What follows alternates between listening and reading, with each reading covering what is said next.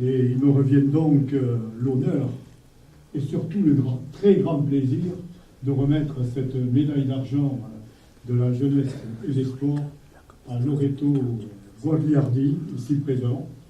Et je crois que c'est une récompense, une distinction ô combien méritée pour ce grand serviteur, on peut l'appeler comme ça, ce grand serviteur du football landais. Vous me permettrez de rappeler brièvement son parcours au sein du district des Landes de football. Alors, il est entré au district en 1984. Ça fait donc un certain nombre d'années comme secrétaire administratif et dans le cadre d'un contrat TUC, comme on les appelait à l'époque, ces premiers contrats aidés, qui ont été suivis par beaucoup d'autres, les CES, les CAE, les CUI, etc., que l'on a connu ces dernières années. Donc c'est un contrat TUC qu'il est rentré ici comme secrétaire administratif. Et en 1994, il a été donc nommé directeur administratif du district des Landes de football par le président d'alors, Jean-Claude Bruno. Et depuis, bien sûr, il a exercé ses fonctions au sein du district jusqu'à il y a peu, puisque c'est aujourd'hui un jeune retraité. Et aujourd'hui, il est président délégué du district des Landes, chargé du développement des clubs et je crois de leur structuration. Et il fait partie, bien sûr, également de nombreuses instances. Et je voudrais citer notamment le fait qu'il ait été nommé aussi au conseil d'administration de Profession Sport Landes, qui est une association qui veut promouvoir l'emploi sportif dans le département, qui a été créée en 1995 par le conseil général à l'époque et la direction départementale de la jeunesse et des sports. Et nous nous retrouvons d'ailleurs au sein de ce conseil d'administration. Et puis il fait partie aussi, au niveau national, de la commission du football éducatif. Je crois qu'il faut aussi le rappeler. Et puis je n'oublierai pas non plus dans son parcours l'éducateur qu'il a été. Éducateur des jeunes au Stade Montois, et il a connu, je crois, à ce moment-là, la formidable épopée des jeunes montois qui ont rencontré l'AS Monaco et des certains très égayés, Thierry Henry à l'époque, c'était quand même en Gambardella, je crois que c'était un fait d'armes qu'il faut quand même souligner.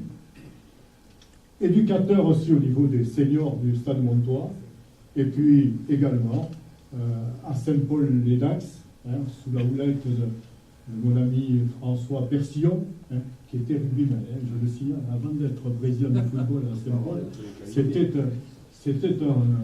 un bon troisième ligne de rugby. Et donc 34 ans au service du football, cela mérite bien une reconnaissance. Alors j'ai eu le grand plaisir, comme je le disais, de travailler avec lui pendant de nombreuses années. Et depuis 1994 exactement, l'année où lui est devenu directeur administratif au district, et moi-même, donc j'ai été élu conseiller général chargé des sports au département. Et nous avons pu œuvrer ensemble, en toute confiance, je dois le dire, sur de nombreux dossiers concernant le football landais, et avec les présidents successifs, Jean-Claude Bruno, que j'ai cité, Christian Lassalle, pour qui j'aurais une pensée ce soir, Joël Léonard et Michel Larabat, qui sont parmi nous et que je salue dans l'assistance, et bien sûr Claude, ces dernières années. Alors des dossiers sur les écoles de sport, sur la formation des éducateurs, sur les journées de rassemblement de jeunes, je crois qu'ils sont un grand moment aussi dans la vie du district, même sur les rencontres amicales de début de saison. Je me souviens de OM Girondins, de rencontres de ce niveau, fort intéressantes quand même pour le public landais. Sur l'organisation des championnats d'Europe de jeunes, et en particulier, je me souviens du premier championnat qui a eu lieu dans les Landes en 2001, et qui a permis d'accueillir à Pontonx, lors d'un match de l'équipe de France, Aimé Jacquet et Jean-Pierre Papin. Aimé Jacquet, bien sûr, à ce moment-là, tout auréolé du succès de l'équipe de France en 1998 à la Coupe du Monde. Et puis, Claude l'a évoqué tout à l'heure, le tournoi des U13 à Cabreton, chaque année en début juin avec Michel Larabat. On s'est vu aussi plusieurs fois sur les actions citoyennes que vous avez menées au sein du district, moins de déchets en pays landais en particulier.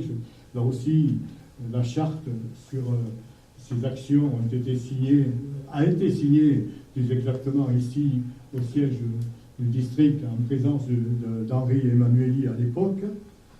Donc également, je ne peux oublier deux projets très importants pour le pays Varusac, c'est la construction du siège départemental, ici même, et puis la construction également du centre d'hébergement Caplan, avec les élus de l'époque, et j'ai vu Marcel Estival tout à l'heure, qui a bien connu ce projet, et Jean-François Brocaire, qui est parmi nous, bien sûr, également.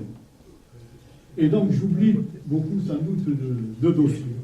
Mais bref, sur tous ces dossiers, j'ai pu mesurer la qualité de son travail au sein du district des Landes, sa rigueur, sa compétence, son efficacité et son savoir-faire.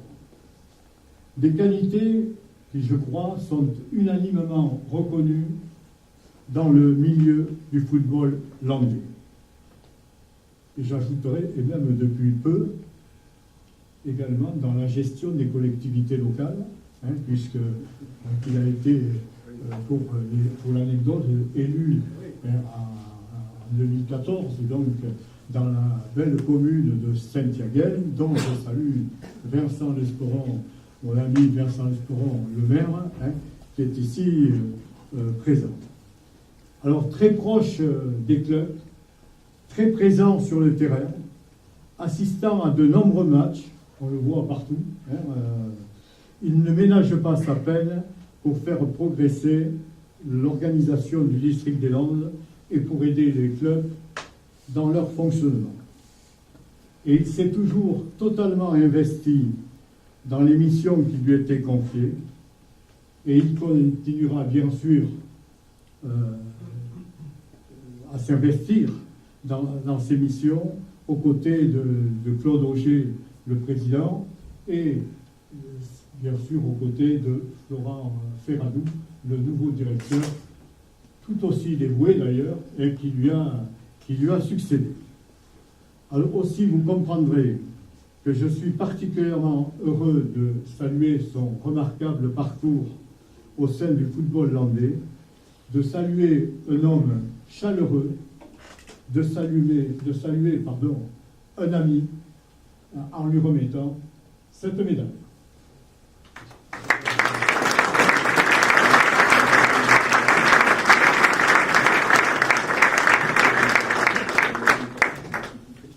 Alors, Loreto, accrochez-vous un peu parce qu'il y a une lumière, voilà. Qui vous a la lumière. Voilà. Au nom de la ministre des Sports, j'ai l'honneur de te remettre la médaille d'argent de la jeunesse et des sports avec toutes mes félicitations.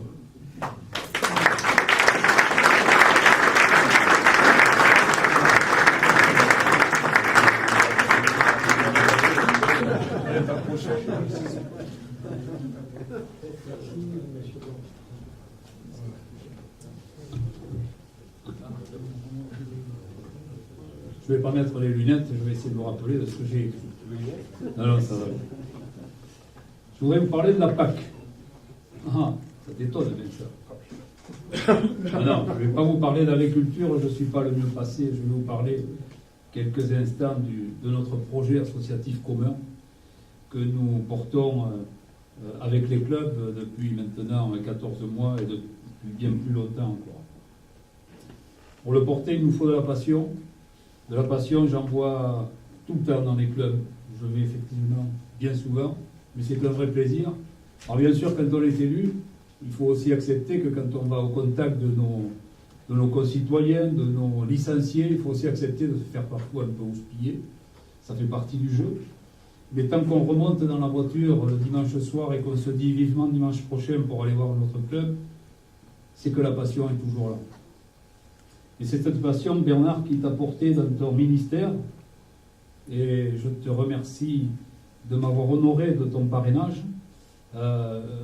Sache que je me suis souvent servi de ton action au service du sport landais, cette passion qui t'a animé, et surtout cette façon qui a été la tienne de porter l'ensemble du sport, alors que tu venais toi aussi d'un ballon un peu moins rond que le nôtre. En tout cas, merci et bravo. Il faut de la passion, il faut aussi de l'amitié. Il faut de l'amitié, et là je voudrais saluer Claude.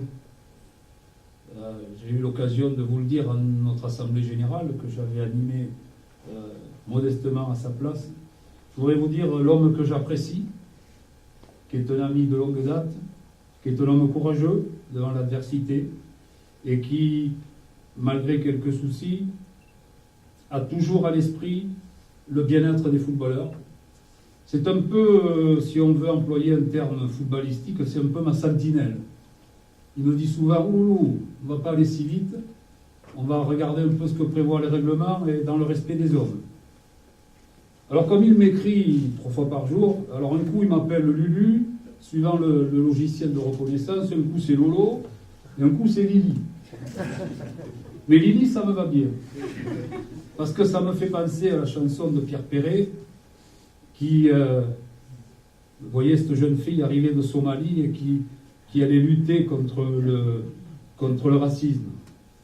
Et je voudrais remercier Florent Ferradou, qui le 23 décembre est venu dans mon bureau et m'a dit « Loreto, on est sollicité par le conseil départemental, il faut recevoir des jeunes mineurs non accompagnés qu'on appelle sur un thème que je n'aime pas, de migrants. » Et je voudrais le remercier parce qu'il est à l'origine de l'accord du foot landais et cette action a honoré le foot landais. Et c'est bien que le sport en général et le football landais qui avait de la place dans son hébergement ait pu accueillir ces jeunes migrants. Et puis, en termes de solidarité, tous les jours, quand on va dans les clubs, on entend parler d'actions de solidarité, d'accompagnement. Je voudrais saluer le club de Chalosse, je sais qu'ils sont là dans la salle, dont les dirigeants vont prendre la route de la capitale ce week-end pour aller rendre visite tout simplement à un joueur U15 de leur effectif qui a été opéré d'une greffe de moelle osseuse réussie, tant mieux pour lui. Voilà, ce sont des actions de solidarité qu'on voit dans le sport, et souvent que dans le sport. Et puis il faut des convictions. Il faut des convictions, pas des convictions qui s'en vont au gré du vent ou des opportunités, non, les vraies convictions, celles que l'on porte quitte à être mis sur la touche. Et là je voudrais éclairer cette conviction en m'adressant à une amie qui est dans la salle. Je l'ai vue, j'avais peur qu'elle ne soit pas là, mais je l'ai vue, je sais qu'elle est là. Nous nous connaissons depuis très peu de temps et j'ai apprécié cette dirigeante parce qu'elle a eu le culot d'amener une ligue de tennis à Tartas. Vous vous rendez compte, d'amener une ligue régionale à Tartas. Elle l'a fait, et quand on voit le résultat à côté, là, on ne peut que saluer l'opiniâtreté de cette dame, Eliane Ebro, je sais qu'elle est par là, je l'ai vue.